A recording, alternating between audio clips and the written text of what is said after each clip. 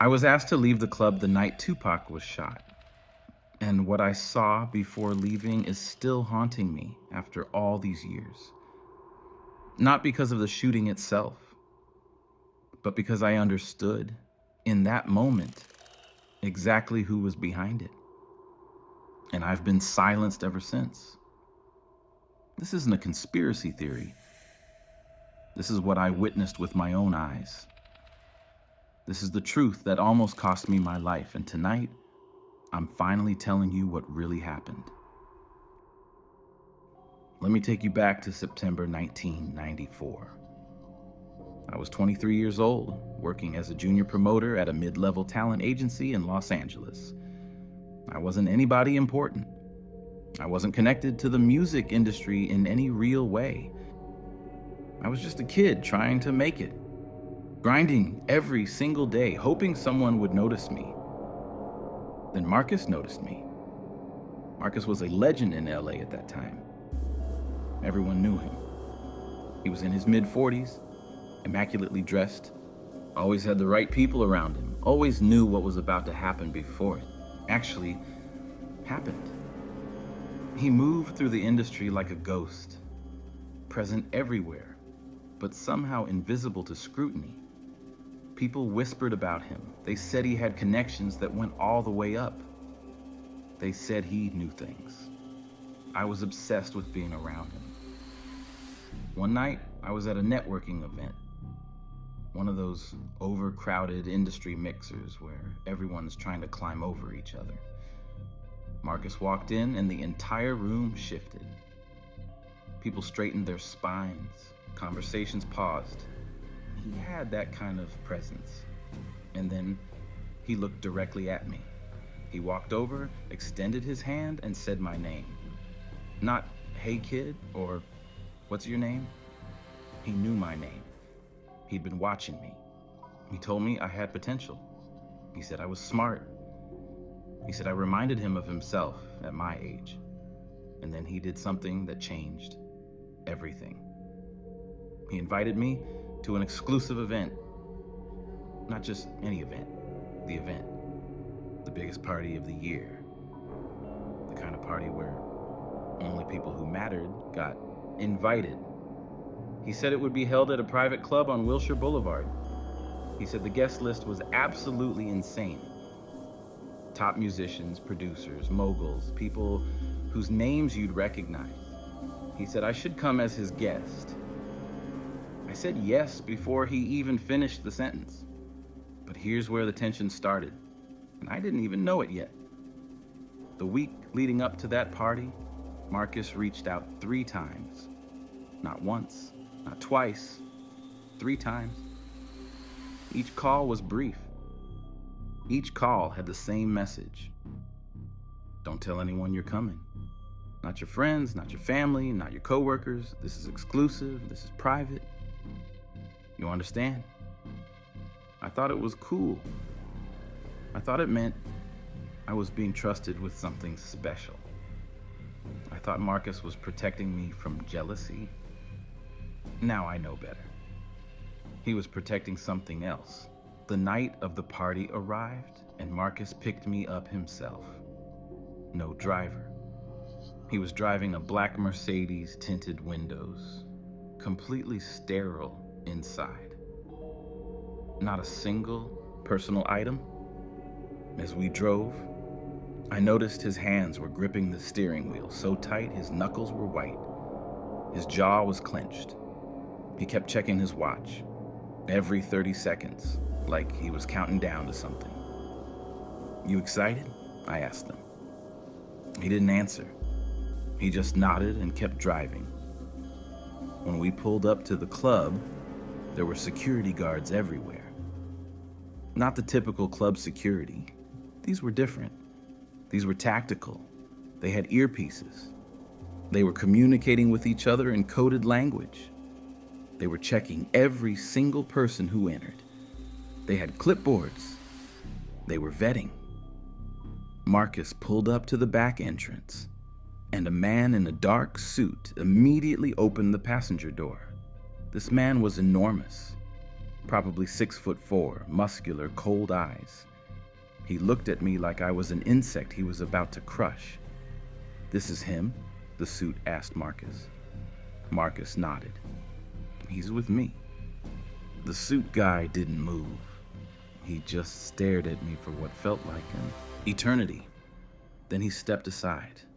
That moment, that single moment, something in my gut screamed that this wasn't a normal party. This wasn't a celebration.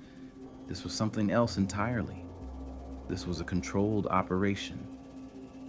Marcus had brought me here for a reason. And whatever that reason was, the suit man in the dark sunglasses was making sure I understood the stakes before I even walked through the door. I didn't understand what I was walking into, but my body knew. My instincts knew. Every hair on my body stood up because some primal part of me recognized danger. And I still walked inside anyway. But what I didn't know was that Marcus had orchestrated every single second of that night. And the suit man was about to show me something that would change the trajectory of my entire existence. The moment we stepped inside, I understood why Marcus had been so secretive. This wasn't just exclusive. This was another world. The club was massive, but it was designed to feel intimate. The lighting was dark, almost black, with neon accents that cast everything in shades of blue and purple. The music was pounding. Hip-hop, but not the radio kind. This was the real music, the underground sound that was about to explode across America. The DJ was mixing tracks live, and the energy in the room was electric, dangerous. Like everyone was standing on the edge of something massive about to happen. But what struck me most was the control. There were security personnel stationed at every single corner. Not just standing around, they were positioned. They had sight lines to every exit. They were communicating constantly through earpieces. Their eyes were scanning the crowd, watching for threats, watching for anyone who didn't belong. And their hands were resting suspiciously close to their waistbands. Marcus led me through the main floor toward the VIP section. The VIP section was elevated, roped off, separated from the general population. Only about 30 people were allowed up there. I recognized some faces, producers, musicians, industry people, but most of them I didn't recognize. And the ones I didn't recognize were the ones who had the most presence, the ones who clearly held power, the ones who were giving orders to everyone else. Marcus found us a corner table, ordered drinks, expensive stuff, the kind of bottles that cost more than my monthly rent. And then he did something strange. He disappeared. Not physically, but mentally. He stopped talking to me. He stopped making eye contact. He just sat there watching the crowd, watching the security movements, watching the exits. His leg was bouncing up and down under the table. He was stressed, deeply, profoundly stressed. "You okay?" I asked him. "Fine," he said. But he wasn't fine. His voice was tight. His breathing was shallow. He was waiting for something. Then I started noticing the patterns. The security guards kept moving in specific formations. They'd take positions, hold them for exactly 5 minutes, then shift to new positions. It was choreographed. It was rehearsed. This wasn't random club security. This was a military operation. And the conversations were bizarre. People would huddle together, speak in low voices, use words that didn't make sense in normal context. I heard someone say, "Is the package still coming?" Another person responded, 10 minutes, the route is clear. Someone else said, "Make sure the perimeter is locked down. No one leaves until we give the signal." Package, route, perimeter, signal. These weren't party words. These were operational words. I leaned over to Marcus. What's happening tonight? What is this event really about? Marcus's face went pale. He gripped my arm so hard it hurt. Stop listening, he whispered. Stop watching. Just drink your drink. And don't pay attention to anything. But I couldn't stop. Now that I was aware, I couldn't unsee it. I couldn't unhear it. The suit man from the back entrance, the one with the cold eyes, appeared at the top of the VIP stairs. He was carrying a radio. He spoke into it. He's here, upstairs. We're proceeding as planned. Someone responded. Understood. 30 minutes. 30 minutes until what? The suit man's eyes scanned the room, and they locked directly onto me. Not Marcus. Me. He stared at me with an intensity that suggested he was memorizing my face, like he was making sure he'd recognize me if he ever saw me again. Like I was important for some reason. Then his gaze shifted to Marcus, and he gave the slightest nod. Marcus squeezed my arm again. His hand was shaking. That's when I heard the voice. It cut through the music, through the crowd noise, through everything. It was a voice I recognized. A voice that was famous. A voice that had been playing on every radio station in America for months. I turned toward the sound, and I saw him. I saw him. The person who would be dead within the hour. He was standing in the VIP section, just 50 feet away from me. He was talking to a small group of people, laughing, completely unaware that his life was about to end. He had no idea. He was just a young man enjoying a night out, celebrating success, living his life. And then Marcus grabbed my arm, hard, and he said the words that would haunt me forever. We're leaving. Now, stand up. Don't look back. We're going to the parking lot and we're getting in the car.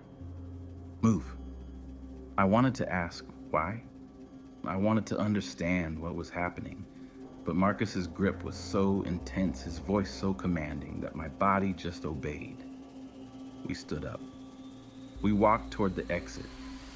And as we passed the suit man, he looked at me one more time, not with threat, with calculation, like he was making a final assessment. Can we trust this one to stay silent? We made it to the parking lot, and I was confused, panicked, demanding answers. What the hell, Marcus? Why are we leaving? What's going on? Marcus shoved me toward the car. Get in, now. As I climbed into the passenger seat, I heard something that made my blood go absolutely cold. From inside the club, I heard shouting, chaos, the sound of something. Gunshots echoing through the night. My heart stopped. Marcus's face went gray. He started the car and peeled out of that parking lot like the devil was chasing us. He drove in complete silence for 10 minutes. 10 minutes of absolute deafening silence. Finally, I asked, what just happened? Marcus didn't answer. He just kept driving, his knuckles white on the steering wheel, his jaw clenched so tight I thought his teeth might crack. Then the radio came on, the news, and I heard the words that would change everything. We're receiving reports of a shooting in Las Vegas. A vehicle carrying a prominent rapper has been shot multiple times. The victim is being transported to University Medical Center. We'll have more details as this story develops. I looked at Marcus. Did you know? Did you know that was gonna happen? He still didn't answer, but his silence was an answer. I didn't understand what that look from the suit man meant in that moment, but I was about to find out in the worst way possible, because what happened next would prove that my mentor, my guide, the man I'd trusted more than anyone, had orchestrated my presence at that club for one specific reason: to ensure that I would see enough to know the truth, but not so much that I could actually do anything about it. And that realization was about to destroy everything I thought I knew about loyalty, power, and the cost of silence. We drove in silence for what felt like hours, but it was probably only 30 minutes. Marcus took me back to my apartment. He pulled into the parking lot, killed the engine, and then finally looked at me. His face was completely different now. The charm was gone. The mentorship was gone. What remained was something cold, calculated, and absolutely terrifying. "Listen to me very carefully," he said, his voice low and controlled. "What you saw tonight never happened. You were never at that club. You don't know anything about any shooting. You don't know me. You've never met me. Do you understand?" My hands were shaking. "Marcus, what the hell? What just happened back there? Did you know someone was going to—" "Stop," he interrupted, holding up his hand. "Don't ask questions. Don't think about it. Don't talk about it. Especially not to anyone you know. Not your friends, not your family, not a soul. Because if you do, people will come looking for you, and they won't be nice about it." I felt my stomach drop. This wasn't a warning. This was a threat. "Why are you telling me this?" I asked. "Why would you bring me there if you were just going to threaten me?" Marcus's jaw tightened. He stared at me for a long moment, and I could see something breaking inside him. Some wall of professionalism cracking. For just a second, I saw genuine fear in his eyes. "Because you needed to know," he said quietly. "You needed to see it. You needed to understand that there are forces in this world that are bigger than you, bigger than me, bigger than anyone. And once you know about them, you can't pretend they don't exist anymore." "What forces?" "Marcus, you're scaring me. Just tell me what's happening." He grabbed my wrist. Hard. "There are people in the city who control everything. Music, politics, crime, law enforcement, everything. And tonight, you witnessed something that those people needed to happen. You saw a man go into a club, and you saw chaos follow. That's all you need to know. That's all you can know. But why would they want that man dead? Who are these people?" Marcus released my wrist and leaned back in his seat. He rubbed his face with both hands like he was trying to wash away everything that had happened that night. "The why doesn't matter," he said finally. "The who doesn't matter. What matters is that you're alive right now. What matters is that you got to walk out of that club and go home to your apartment. Do you understand what that means?" I shook my head. "It means they decided you were worth keeping alive. It means they decided you were trustworthy enough to let live. But that's a privilege that can be revoked very quickly if you don't keep your mouth shut." The implication hit me like a freight train. "Are you saying they'll kill me if I talk?" Marcus didn't answer. He just looked at me with eyes full of something I couldn't quite identify. Pity? Regret? Resignation? "Get out of the car," he said. I opened the door and stepped out onto the pavement. Before I could close the door, Marcus spoke one more time.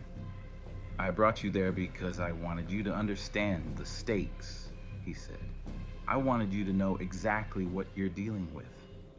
And I wanted you to know that I'm sorry. I'm sorry that your life is about to change forever. I'm sorry that you'll never sleep properly again. I'm sorry that every time you hear a siren, every time you see a suspicious car, every time someone knocks on your door, you'll wonder if this is the moment they come for you." Before I could respond, He pulled the door shut and drove away.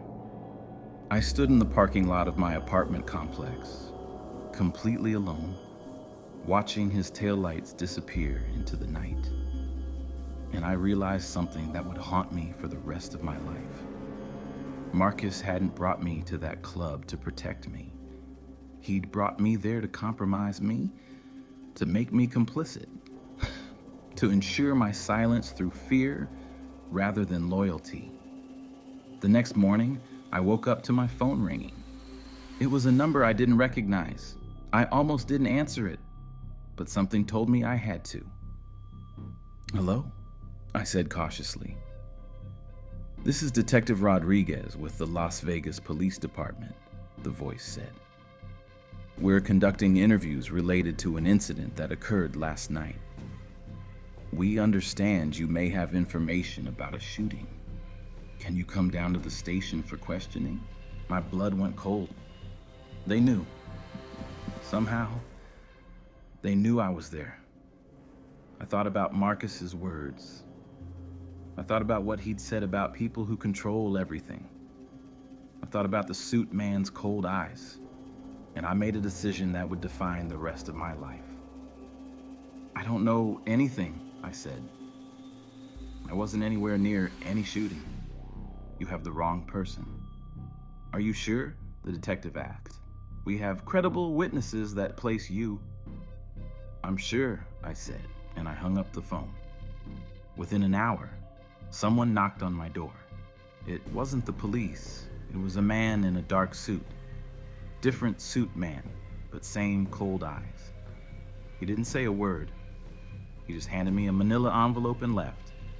Inside the envelope were photographs. Photographs of my apartment building. Photographs of my car. Photographs of my parents' house. Photographs of my workplace. Photographs of every place I went. Every person I knew. Every location that mattered to me. The message was clear. We're watching. We know where you are. We know where everyone you care about is. And if you talk, we'll do something about it. That's when the real terror set in. That's when I understood what Marcus had tried to warn me about. This wasn't just about the shooting. This was about power. This was about silencing anyone who might pose a threat to the people who orchestrated what happened that night. And I had become a loose end that needed to be managed. For years after that night, I lived in a state of constant paranoia. Every car that parked on my street felt suspicious. Every phone call felt like a threat. Every unexpected visitor felt like they'd come to silence me permanently. I couldn't tell anyone. I couldn't go to the authorities. I couldn't talk to a therapist. I was completely, utterly alone with this knowledge.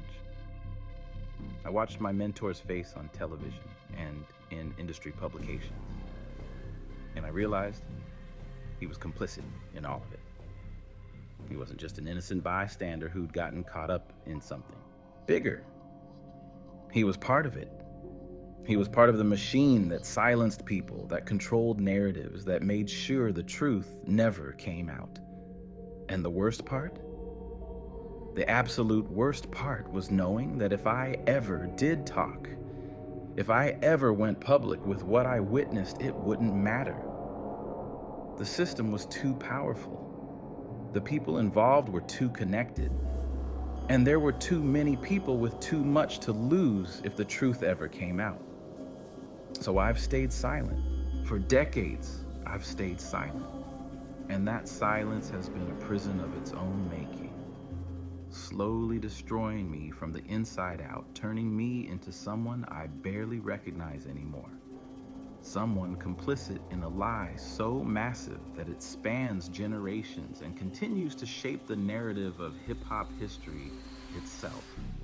But tonight, I'm breaking that silence, and I'm about to tell you exactly why what happened that night was orchestrated, who orchestrated it, and what I saw that was so haunting, it's literally destroyed my ability to trust another human being ever again. After that night, I couldn't stop seeing patterns. It's like my brain had been rewired to detect hidden meanings in every conversation, every news report, every industry announcement. And the more I looked, the more I found. I started documenting everything, not in a way that could get me killed, but quietly. Small notebooks hidden in my apartment, encrypted files on an old computer I kept disconnected from the internet. I was building a map of what I believed happened that night, piece by piece, clue by clue. The first pattern I noticed was about the timing. The shooting happened exactly 45 minutes after Marcus dragged me out of the club. 45 minutes. That wasn't random. That was planned. Someone had timed it perfectly. They had given Marcus enough time to get me out of there, to get me away from the scene, to ensure I couldn't be implicated as a witness. But why? Why would they care about protecting me? Unless I was supposed to be there, unless my presence had a purpose. I started researching Marcus's background. What I found was shocking. He wasn't just a music industry guy. He had connections to law enforcement, real connections. I found records. Nothing definitive, nothing I could prove, but patterns in his movements that suggested he'd been involved in operations before. Operations that went wrong. Operations that resulted in deaths. Then I started looking at the security personnel I'd seen at the club, the ones with the tactical positioning, the ones with the earpieces and the coded language. I couldn't identify most of them, but I managed to track down one name, a man named Deshaun Williams. According to public records, Deshaun had worked for the LAPD, but he'd been fired under mysterious circumstances in 1993. No public explanation, just gone. But here's what I found that made my blood run cold. Deshaun Williams showed up in photographs from 3 different high-profile incidents in Los Angeles between 1991 and 1995. 3 incidents, 3 deaths. All of them connected to the music industry, all of them unsolved. It wasn't a coincidence, it was a pattern. I started connecting threads. The suit man from the club, I never got his name, but I found a photograph in a local news archive from 1996. He was in the background of a press conference about gang violence in Los Angeles. He was standing next to a man I recognized, a prominent businessman who'd made millions in the entertainment industry. This businessman had connections everywhere. He knew politicians, he knew judges, he knew police officers, he knew people in the FBI. And according to the threads I was pulling, he'd been involved in orchestrating multiple operations designed to eliminate threats to his business interests. The shooting that night wasn't about revenge. It wasn't about some personal beef between rival rappers. It was about business. It was about maintaining control of a lucrative market. It was about eliminating someone who was becoming too powerful, too influential, too much of a threat to the existing power structure. And Marcus had been the middleman, the person tasked with identifying potential witnesses and either eliminating them or neutralizing them. In my case, he'd chosen to neutralize me. He'd brought me to the club so I could see enough to be terrified into silence, but not so much that I could actually prove anything. It was brilliant, actually. Diabolical, but brilliant. I called Marcus once, just once. This was about 5 years after that night. I was angrier by then. I'd had time to process, to build evidence, and to understand the scope of what had happened. "Why did you spare me?" I asked him. "You could have let them kill me. Why didn't you?" There was a long pause on the other end of the line. "Because you reminded me of who I used to be," Marcus said quietly. "Before all of this, before I made the choice to compromise myself, I saw potential in you. I I saw someone who could have been something great if he just stayed away from this world. So I gave you a choice. I could have let you be eliminated that night. But instead, I let you live. I let you have the chance to disappear, to reinvent yourself, to escape this nightmare. That's not a choice, I said bitterly. That's a cage. You trapped me in a cage of fear and silence. Yes, Marcus agreed. But at least you're alive to be trapped. That's more than I can say for a lot of people. I hung up after that and never called him again. But his words stayed with me, because he was right. I was alive. And there were plenty of people who weren't. People who'd gotten too close. People who'd threatened the wrong person. People who'd tried to talk. I started researching the deaths. The ones connected to that night. I found at least 6 people who died under suspicious circumstances in the years following the original shooting. Some were accidents. Some were suicides. Some were gang-related murders. But when you looked at them all together, when you saw the pattern, it became clear that they were all connected to people who'd known something. People who'd been present. People who'd posed a threat. One of them was a journalist, a young woman named Sarah Chen who'd been investigating connections between certain music industry figures and organized crime. She died in a car accident in 1998. Single vehicle crash on a clear night. No witnesses. Her investigation files were never recovered. Another was a police officer named Marcus Johnson, no relation to my Marcus, who'd supposedly been investigating corruption within the LAPD related to that night's events.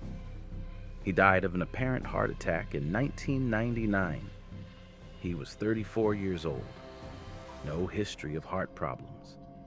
A third was a music producer named David Shields, who'd been present at the club that night. He allegedly committed suicide in 2001 by jumping from his balcony. But according to interviews with friends, he'd been terrified. He'd been talking about leaving the country.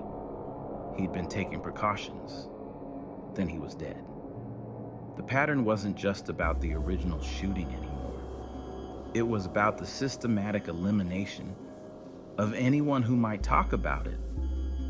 It was about creating a wall of silence so complete, so impenetrable, that the truth would be buried forever.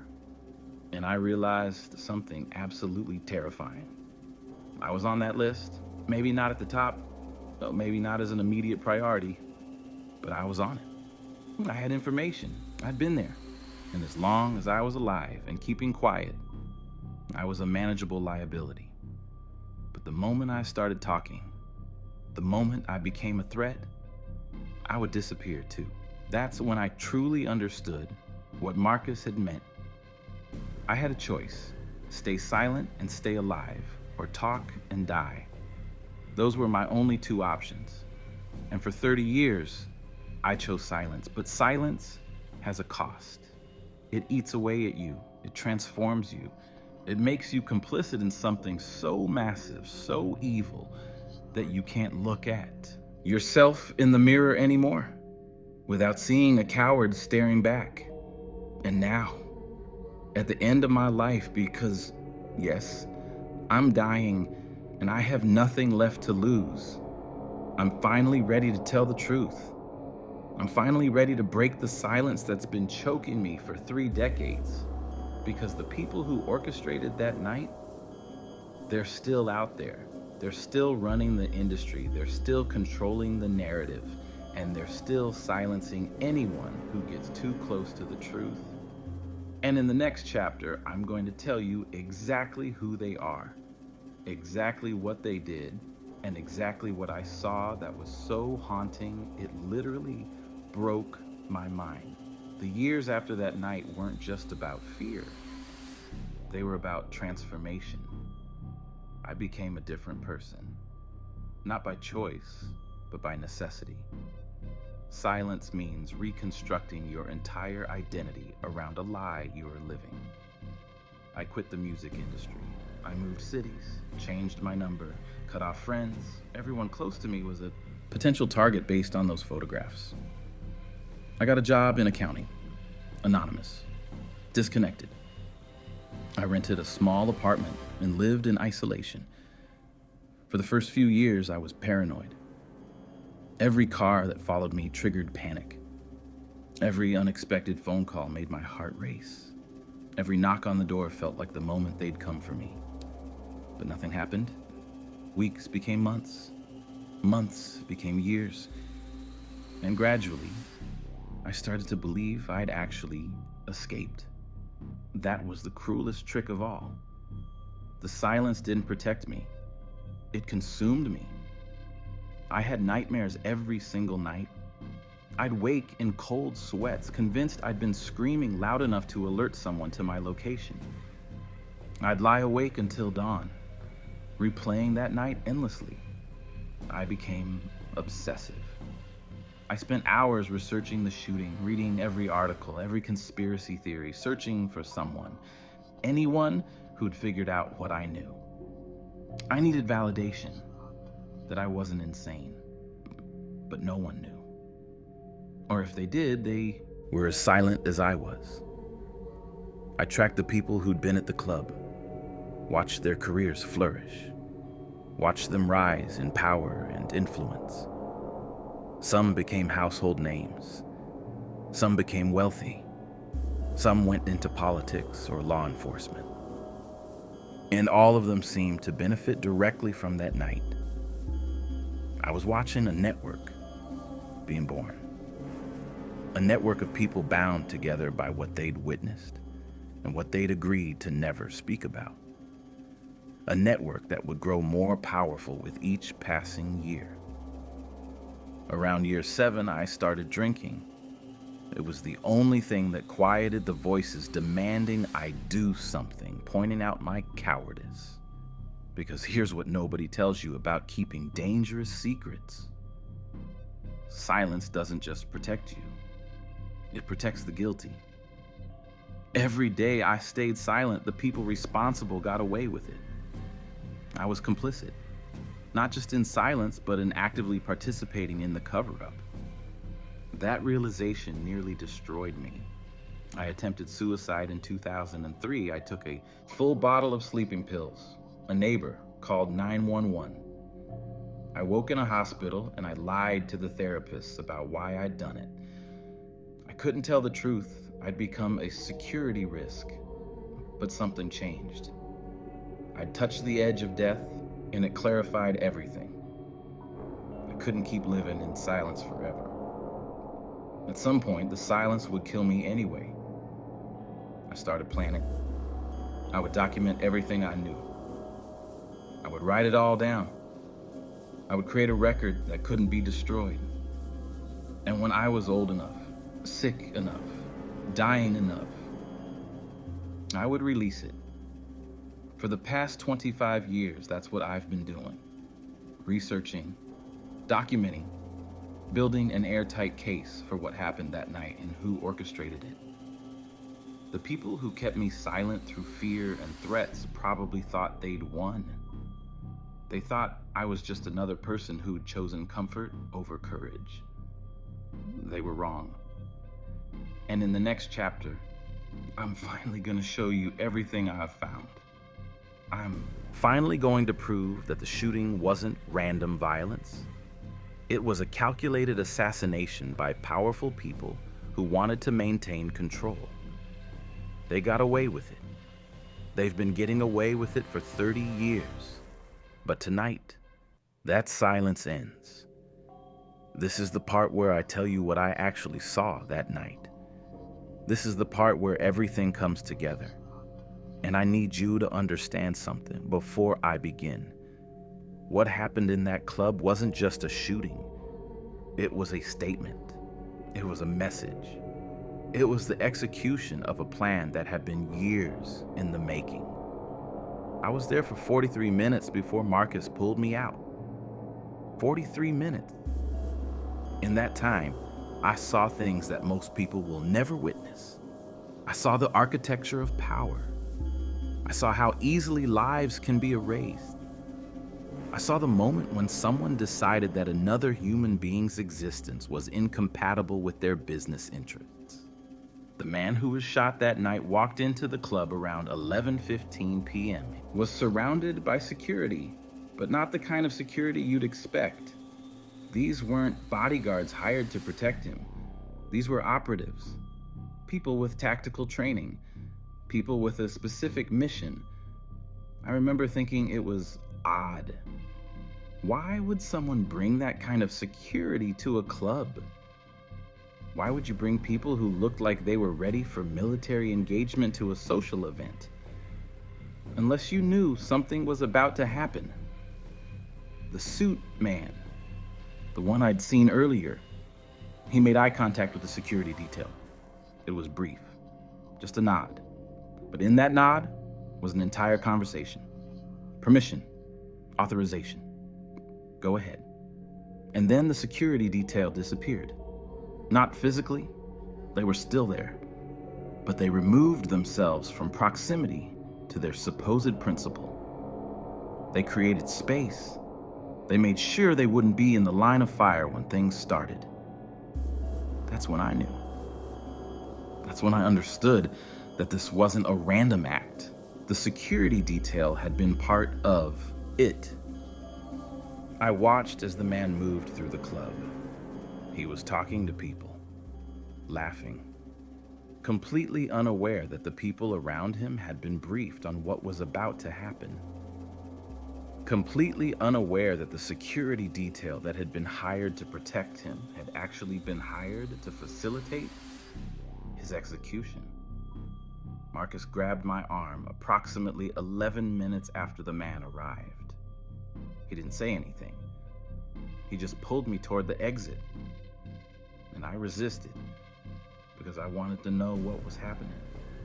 I wanted to understand why my mentor was suddenly acting like we were in danger.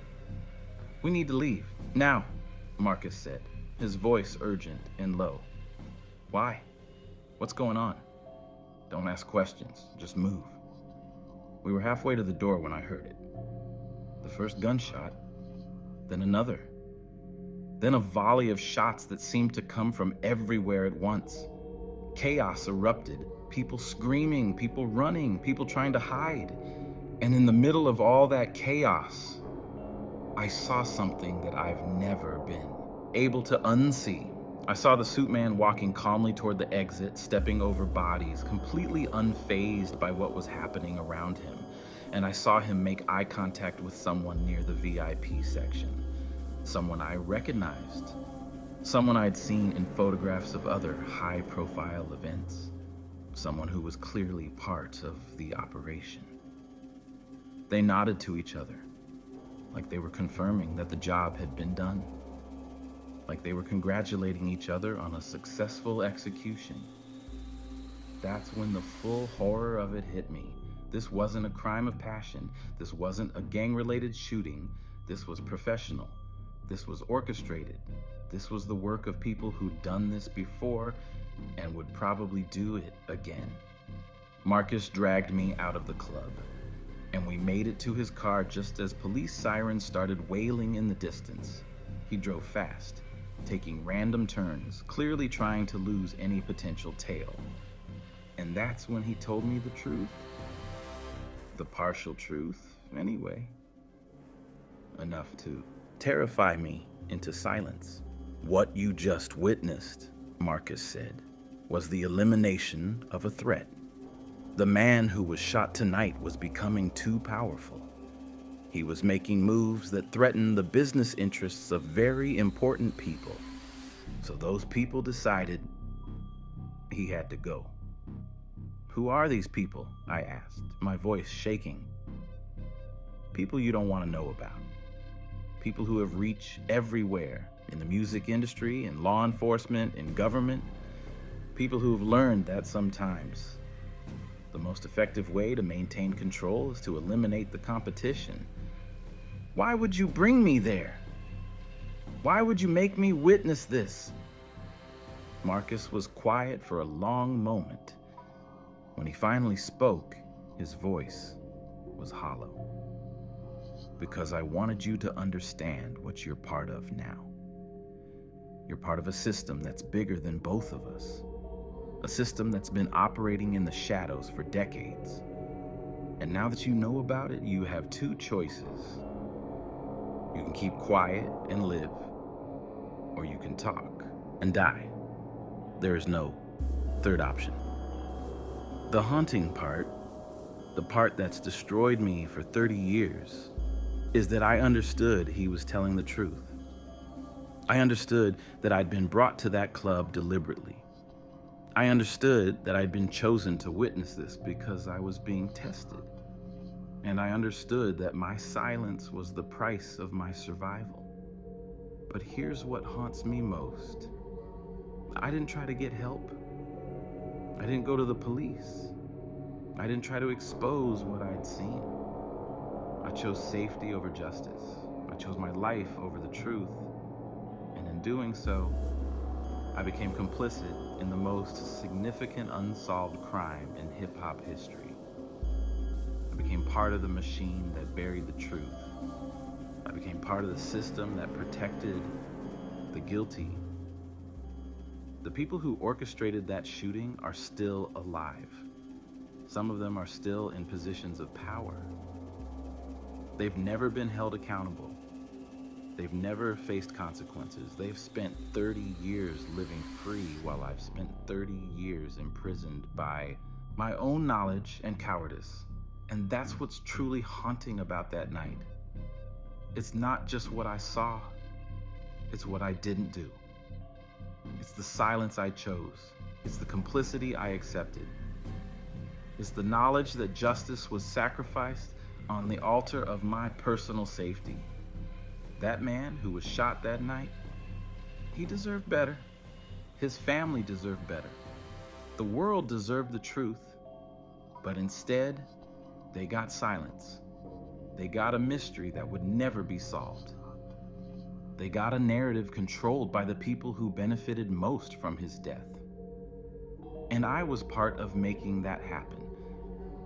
This confession won't change anything. The statute of limitations has passed on most crimes. The people involved are too well connected to ever face real consequences.